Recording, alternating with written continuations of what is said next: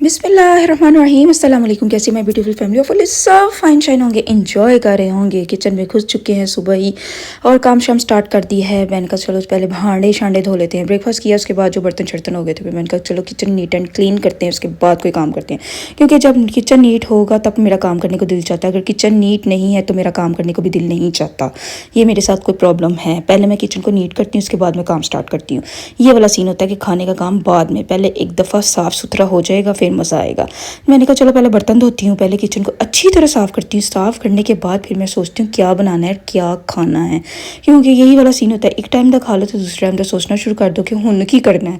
वो बच्चों की वैसे भी ना, जब से वेकेशन हुई है ना, थोड़ी ना रूटीन बड़ी चेंज हो गई है। सुबह का नाश्ता लेट हो जाता है, दोपहर का खाना लेट हो जाता है, रात का खाना लेट हो जाता है। वरना पहले मेरा ये वाला सीन था, घड़ी की सुइयों को मैं देख के खाती थी, घड़ी की सुइयों को देख के काम करती थी। अब बच्चे बस वही ना, बच्चे बड़े होते जाते हैं ना, थोड़ा सा उनकी ना इंडिपेंडेंट लाइफ स्टार्ट हो जाती है। थोड़ी बहुत ना सोने में उनका चेंज आ जाता है, उनकी नींदों में चेंज आ जाता है। वरना तो पहले तो मेरे मुताबिक सोते थे, इतना टाइम हो गया बस आंखें बंद, इतना टाइम हो गया है बस, इस टाइम ब्रेकफास्ट, इस टाइम लंच, इस टाइम डिनर, वो ये वाला सीन था। लेकिन अब चलो थोड़े बच्चे बड़े हो जाते हैं ना, तो फिर माओ को भी थोड़ा सा ना रिलैक्सेशन देनी चाहिए। इतनी स्ट्रिक्टनेस भी अच्छी नहीं होती। इस वजह से मैं छुट्टियों को इन्जॉय करवा रही हूँ।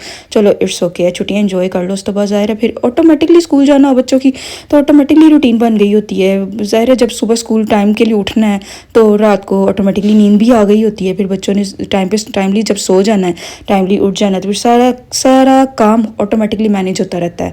Time time time time time time इसलिए ऐत की छुट्टियां मैं ना बच्चों ने चिल किया है। चलो जी करो तुम इंजॉय जिन्ना मर्जी करो, गल्ला चलो मेरे भांडे शांडे धुल गए हैं, अब मैंने धो लिए हैं और अब मैं करने लगी हूँ किचन को नीट एंड क्लीन किया। उसके बाद फिर मैंने खाना बनाने का सोचा। खाना मैंने डिसाइड किया, अंकल और मैंने और आंटी ने मिलके कि अरवी चिकन बनाते हैं, क्योंकि बड़ा दिल चाह रहा था शोरबे वाली कोई चीज़ हो और उसके अंदर रोटी डुबो के खाई जाए। मेरा तो यही मूड था कि रोटी के साथ खाई जाए।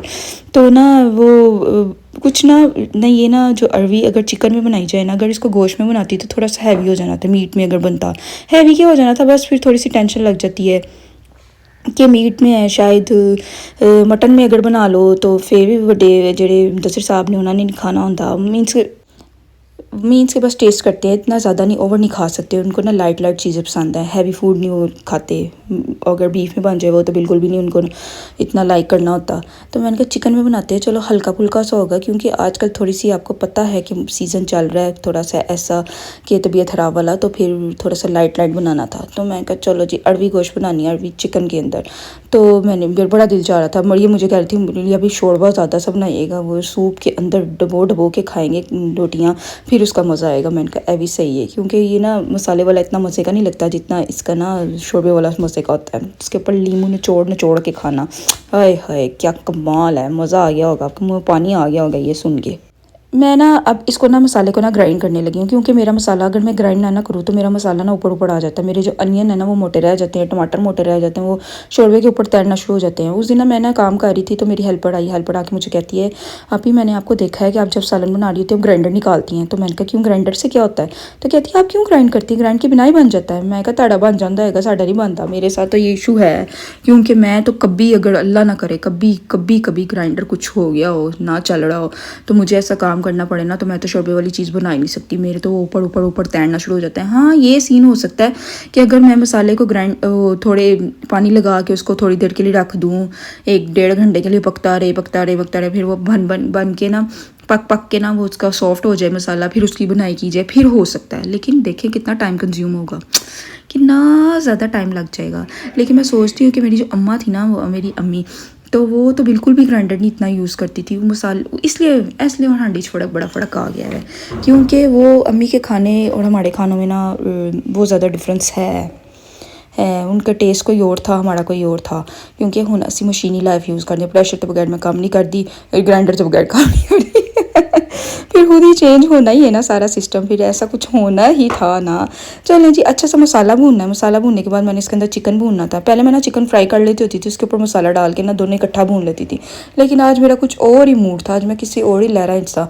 मैंने कहा नहीं जी, पहले मैं मसाला छिट्टा देखो कितने तक दीवार तक जाती। फिर मैं इसको बाद में किचन को ये भी सारी दीवार साफ़ करके आती होती हूँ कि पीछे टाइल्स में बड़ी गंदी लगती हैं कि अगर उनके ऊपर छींटे पड़ी हो ना, फिर मैंने पहले मसाला भुना, अच्छा सा मसाला भुना, उसके अंदर चिकन डाला, फिर उसको मैंने अच्छी तरह भुना, भूनती गई जब तक चिकन अच्छा सा भुना नहीं ना गया।